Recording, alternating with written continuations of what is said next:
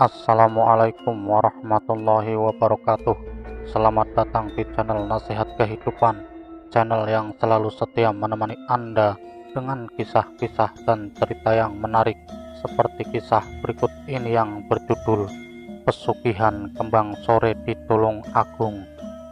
Di tengah kehidupan modern seperti sekarang ini, budaya materialistik memang telah memperbudak sebagian besar manusia dalam mencapai tujuan hidupnya.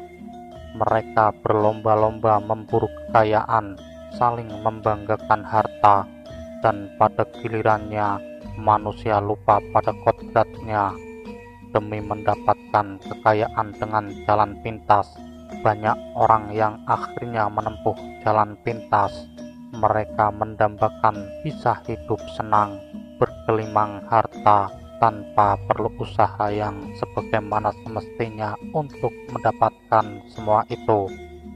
Di antaranya, jalan pintas yang dipilih adalah dengan mencari pesugihan.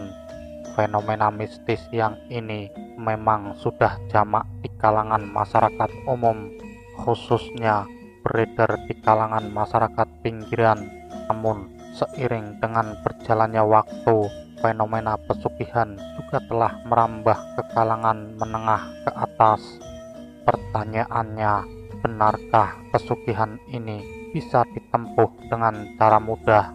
Dan benarkah pula pesugihan ada dalam kenyataan yang sesungguhnya?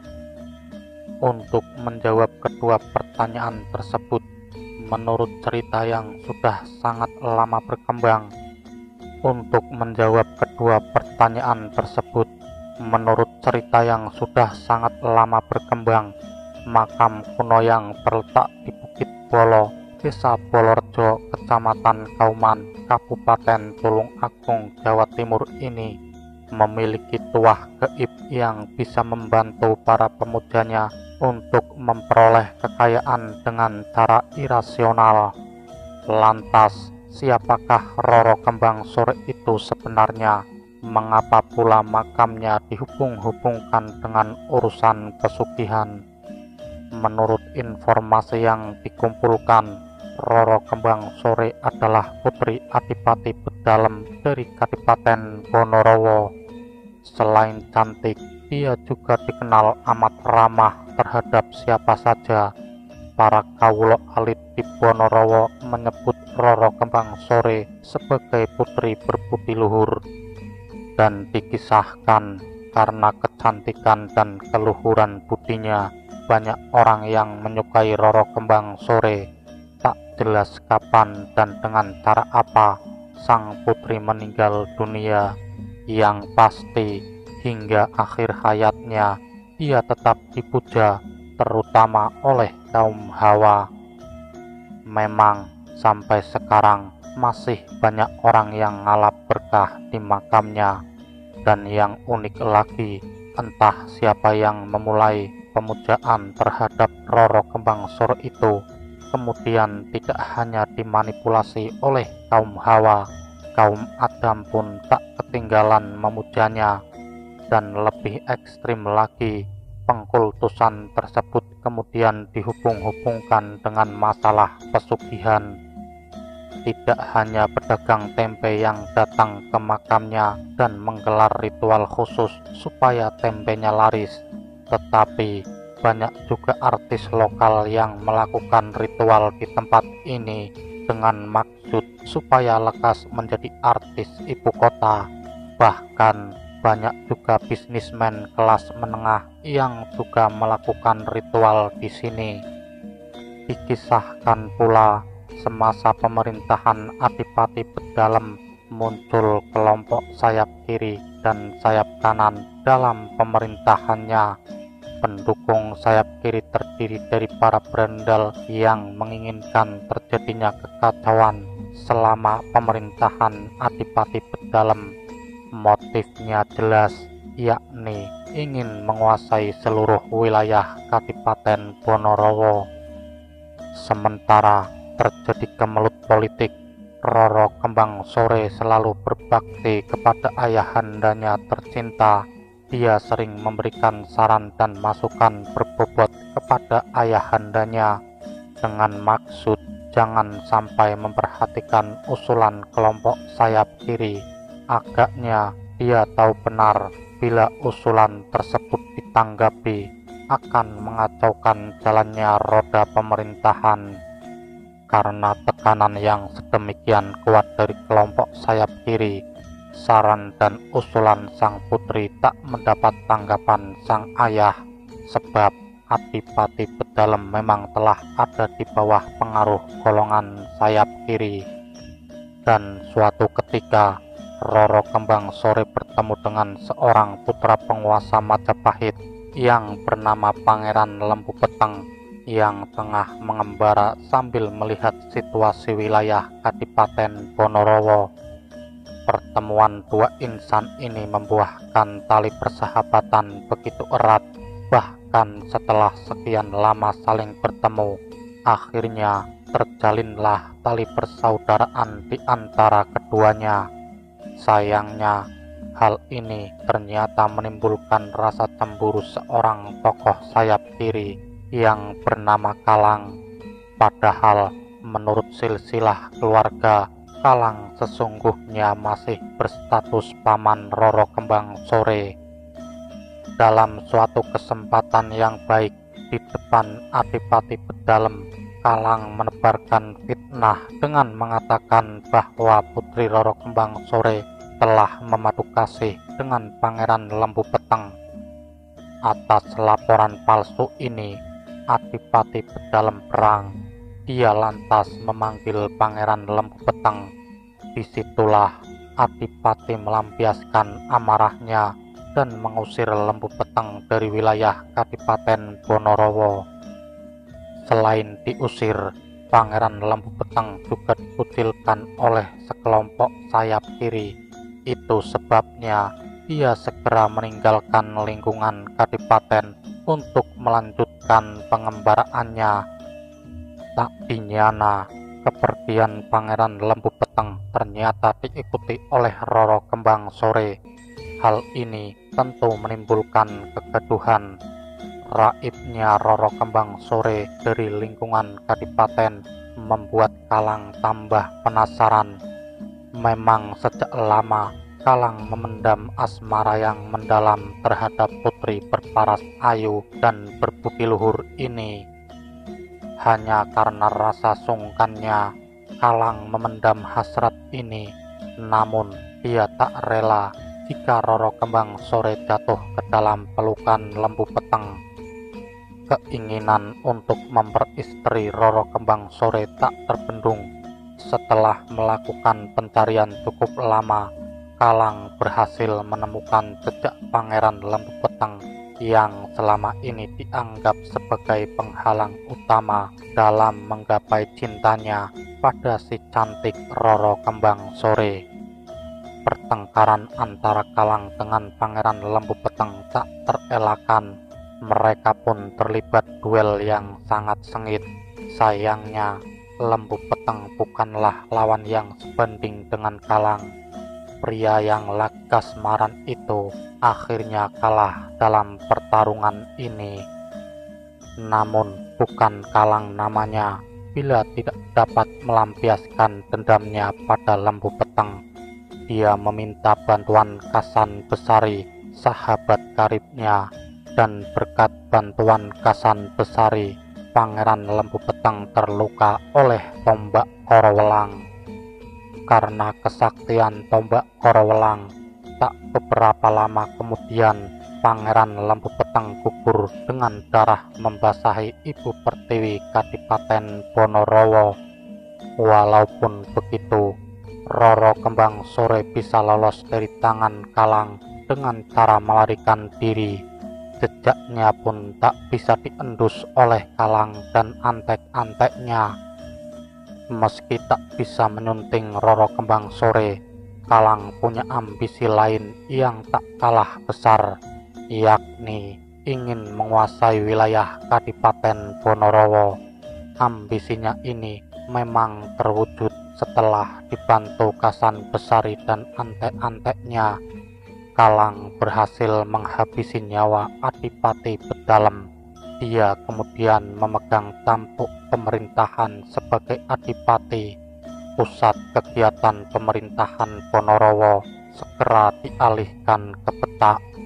Sementara itu, selepas Adipati Bedalem praloyo, jejak Roro Kembang Sore pun juga berhasil dilacak.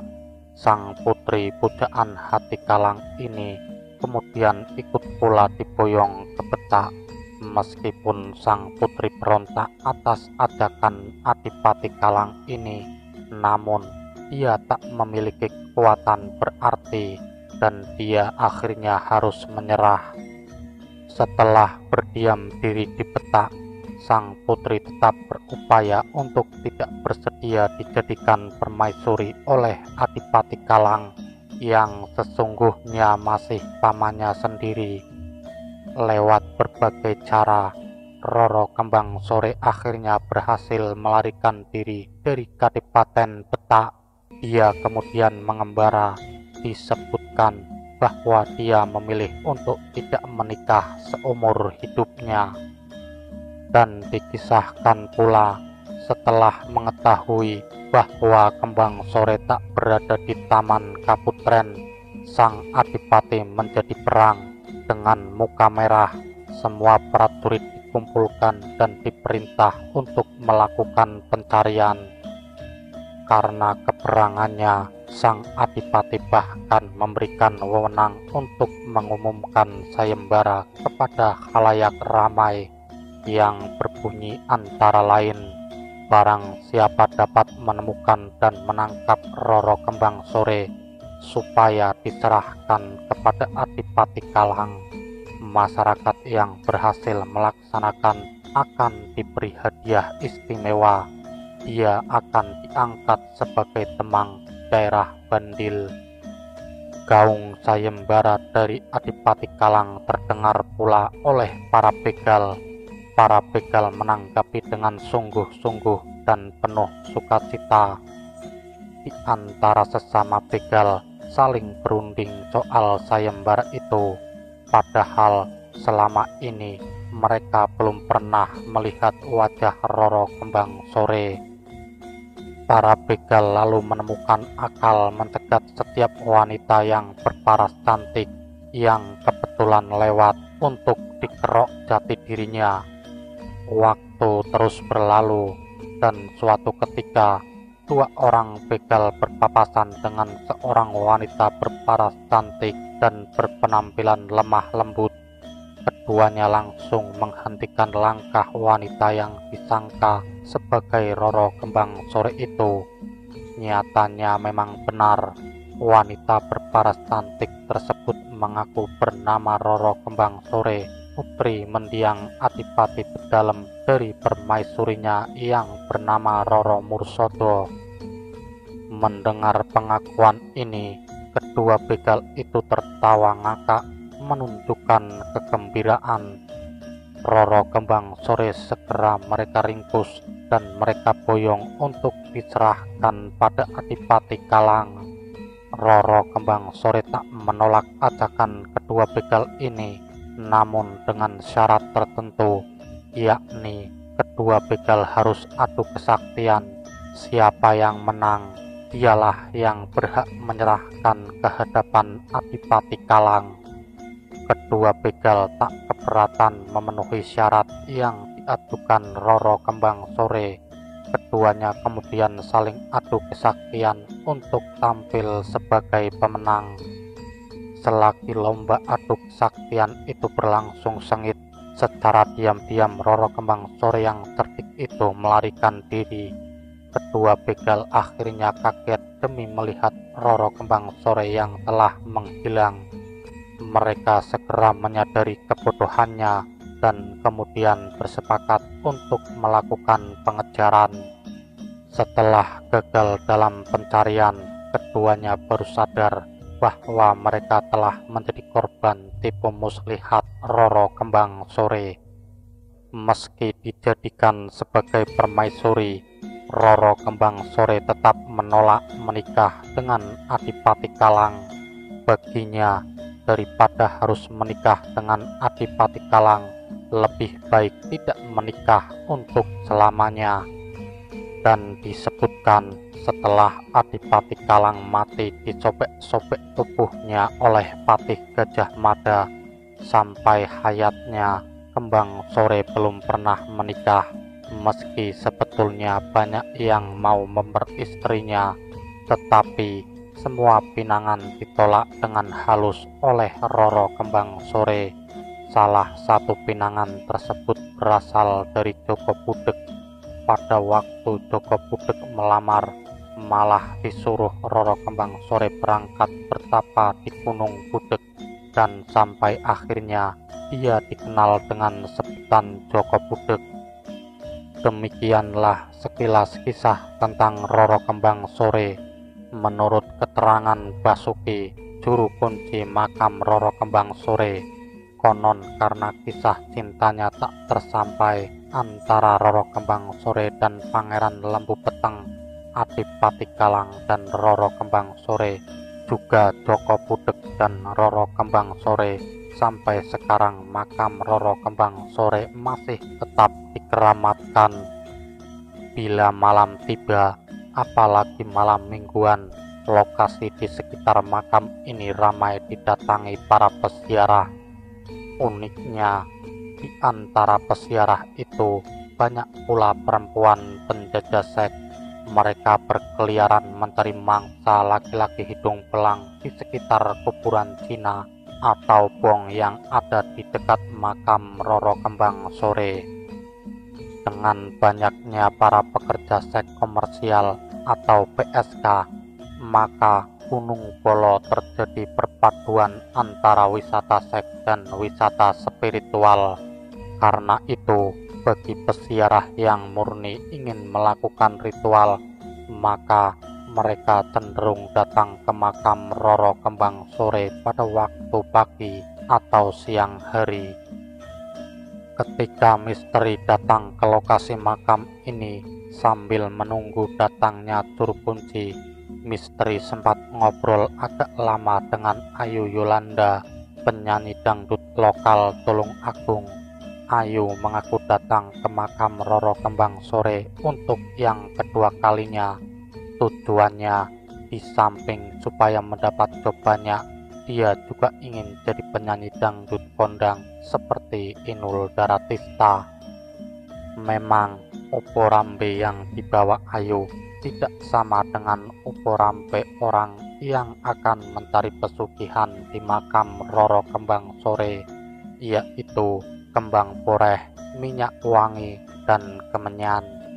Bedanya hanya orang yang mencari pesugihan harus membawa uporampe sekul anget atau nasi gurih panggang ayam, dan sekul wangi atau bunga telon, minyak wangi, dan kemenyan. Selain uporampe tersebut, sepulang dari melaksanakan ritual tidak boleh berhenti di kawasan Gunung Bolo. Biasanya, kalau sudah berhasil apa yang diinginkan, hari Jumat Pon si pelaku pesugihan terus menyembelih kambing di makam Roro Kembang Sore, dan setelah itu semua uporampe dikendurikan di makam Roro Kembang Sore tersebut. Yang terasa nyeleneh, konon bila permintaannya ingin lekas tercapai, maka si pelaku pesugihan harus melakukan hubungan seks haram dengan lawan jenis. Namun hal ini dibantah oleh juru kunci yang mengatakan sebetulnya tidak ada keharusan si pelaku pesugihan melakukan hubungan badaniah. Dan dikatakan oleh Basuki, sang juru kunci, yang pantang adalah siaroh bagi suami istri. Konon kalau suami istri sama-sama ziarah ke makam Roro Kembang Sore, maka kemungkinan besar kelak di kemudian hari mereka akan terlibat perselingkuhan. Kalau tidak suaminya, istrinya yang akan selingkuh. Begitu pula sebaliknya. Makanya supaya tidak selingkuh kalau mencari pesugihan ke makam Roro Kembang Sore, sebaiknya tidak usah mengajak suami atau istri. Roro Kembang Sore mungkin tak suka dengan suami istri, sebab ia seumur hidupnya tidak pernah menikah, tandas Basuki. Saat misteri melakukan kontemplasi di area makam Roro Kembang Sore, misteri melihat aura sekitarnya yang merah membara. Ini menandakan adanya kekuatan yang kurang baik di tempat itu. Mungkin hal ini berhubungan erat dengan praktek ritual sesat yang ada di sekitar makam ini. Di samping itu, misteri juga menyaksikan penampakan sosok perempuan berambut panjang riap-riapan dengan buah dada menggelayut sebesar pepaya bangkok. Apakah dia sosok Wewe Gombel atau mungkin pula penjelmaan gaib dari Roro Kembang Sore? Apapun sosok itu, yang pasti siapapun harus berpikir 1000 kali bila ingin mencoba-coba jalan sesat di tempat ini. Ingat, banyak jalan menuju Roma, begitu kata pepatah. Jadi berjuang dan jangan mudah menyerah dalam menggapai kehidupan yang lebih baik. Jangan lupa berdoa selalu pada Tuhan Yang Maha Esa, dan jangan lupa selalu berdoa kepada Tuhan Yang Maha Esa. Begitulah sahabat nasihat kehidupan, kisah singkat dari pesugihan Kembang Sore di Tulung Agung. Terima kasih sudah menyimak dari kisah yang kami sajikan. Semoga cerita ini bermanfaat bagi kita semua. Wassalamualaikum warahmatullahi wabarakatuh.